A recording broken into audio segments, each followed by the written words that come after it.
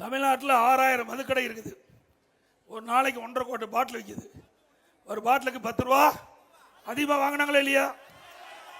அப்படின்னா ஒரு நாளைக்கு 15 கோடி உண்டா இல்லையா? மாசத்துக்கு 450 கோடி, வருஷத்துக்கு 5200 கோடி, 5 வருஷத்துக்கு 24,000 கோடி. பாட்டிலுக்கு 10 ரூபா வாங்கியே கொள்ளையடிச்ச அரசாங்கம் வேணுமா? இன்னைக்கு அந்த கொள்ளையடிச்ச பணத்தை வச்சுக்கிட்டு நான் வரும்போது சொல்றாங்க, மூக்குத்தி கொடுக்குறாராம். எது வேணாம் கொடுப்பாங்க. 24,000 கோடி கையில் இருக்குது. 24,000 கோடி நாம என்ன பண்ண முடியும்? மக்களுக்கு நல்ல ஆட்சி கொடுத்தா வேற வழி கிடையாது. கொள்ளையடிக்கப்பட்டவர்கள் அந்த பணத்தை வச்சுக்கிட்டு என்னென்னமோ செய்யறாங்க. மேஜிக் வித்தையெல்லாம் பண்ணுவாங்க. தயவு செய்து அருள் கூர்ந்து அந்த மேஜிக் வித்தைக்கெல்லாம் அடிமையாகிறாதீங்க.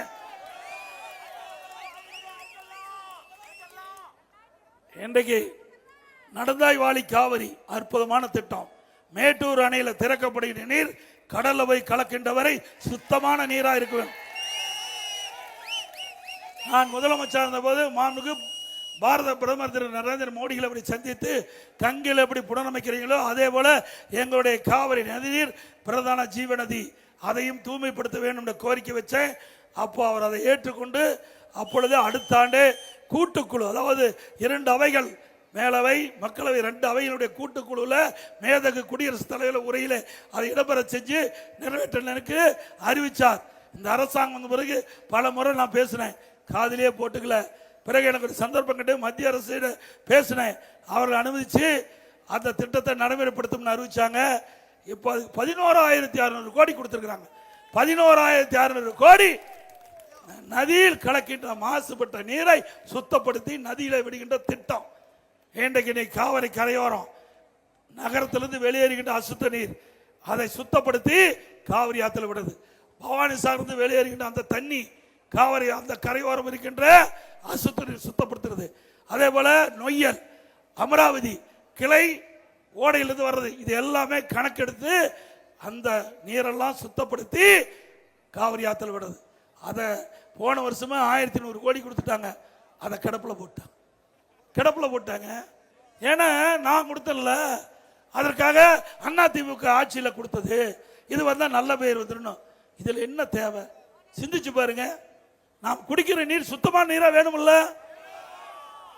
அதை கூட இந்த அரசாங்கம் செயல்படுத்த மறுக்குது. அப்புறம் கேட்டா மத்தியில நிதி கொடுக்கல. கொடுக்கப்பட்ட நிதி நீ செலவு பண்ணீங்களா?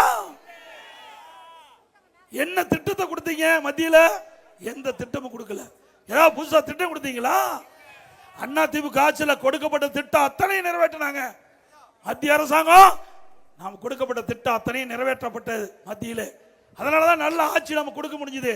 இந்த ஆட்சியில திட்டமும் கொடுக்கல, மக்களுடைய பிரச்சனையும் பேசல.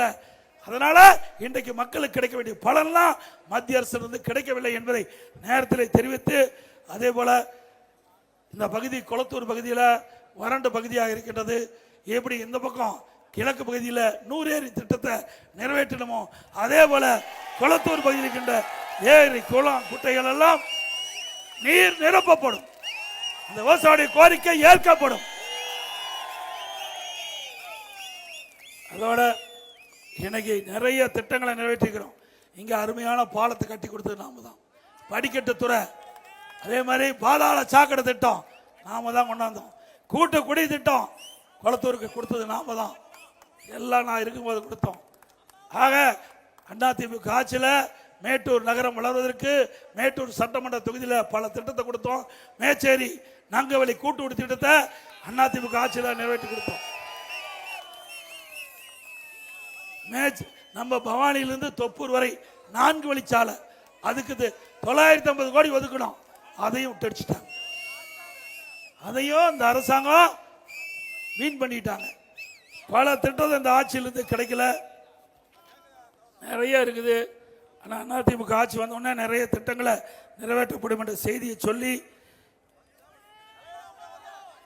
அதே போல அரசு பள்ளி படிக்கின்ற மாணவ செல்வங்கள் 7.5% உள்ளிட ஒதுக்கீடை கொண்டு வந்து கிராமத்தில் படிக்கின்ற நம்முடைய ஏழை எளிய விவசாய தொழிலாளி ஏழை குழந்தைகள் அரசு பள்ளியில் படிக்குது. அந்த பள்ளியில் படிக்கின்ற குழந்தைகள் 7.5% உள்ளிட ஒதுக்கீட்டின் மூலமா 3000 பேர் மருத்துவக் கல்வி கிடைச்சிருக்கு. 3000 பேர் அரசு பள்ளியில். அது மட்டுமல்ல, இந்த இடஒதுக்கீட்டில் கிடைத்த மாணவர்கள் ஏழைவர். அந்த ஏழை மாணவர்கள் மருத்துவ கல்வி கட்டணம் செலுத்த முடியல. எனக்கு தெரிஞ்ச உடனே அந்த இடஒதுக்கீட்டில் கிடைக்கப்பட்ட மாணவ மாணவிக்கு அரசாங்கமே மருத்துவ கல்வி கட்டணம் செலுத்தும். ₹1 செலவு இல்லாம அரசு பள்ளி படிக்கிற மாணவ செல்வங்கள் மருத்துவராக, பல் மருத்துவராக இன்றைக்கு படிச்சுட்டு இருக்கிறாங்க. அதுபோல கொரோனா காலம் பள்ளி இருக்கிற மாணவர்கள் மன உளைச்சல் இருந்தாங்க, ஆல் பாஸ் போட்டு கொடுத்தோம். கல்லூரி மாணவர்கள் ஆன்லைன்ல வகுப்பு, ஆன்லைன்ல பரீட்சை எழுதினாங்க, அவர்களும் பட்டம் பெற்றாங்க. இப்படி அதிமுக ஆட்சியில் மாணவர்கள், தொழிலாளர்கள், விவசாயிகள், நெசவாளர்கள், ஒட்டுமொத்த மக்களுக்கும் தேவையான திட்டங்களை கொண்டு வந்து நிறைவேற்றப்பட்ட அரசு அதிமுக அரசு. அதே போல பாலமலைக்கு தார் ரோடு போட்டு கொடுக்கப்படும். பாலமலைக்கு தார் ரோடு அமைத்து கொடுக்கப்படும். கைத்தறி நெசவாளர்களுக்கு இப்போது 300 யூனிட் விலையில்லாம கொடுக்கிறோம். அது 450 யூனிட்டா உயர்த்தப்படும். விசைத்தறிக்கு 1000 யூனிட் விலையில்லாம தரோம், 1400 யூனிட்டா உயர்த்தி வழங்கப்படும். 60 வயதுக்கு மேற்பட்ட நெசவாளர்கள் ஓய்வு 1000 ரூபாய் வாங்குறாங்க, 2500 ரூபாயாக உயர்த்தப்படும்.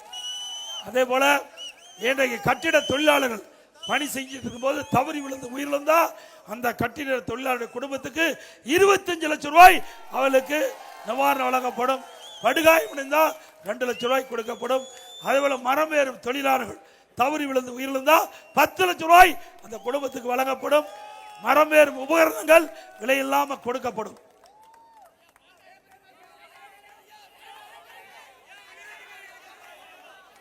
அதே போல அம்மா உணவகம் மிக சிறப்பாக செயல்படும். அதிமுக ஆட்சி வந்த உடனே தரமான உணவு, ருசியான உணவு அம்மா உணவகத்தில் வழங்கப்படும்.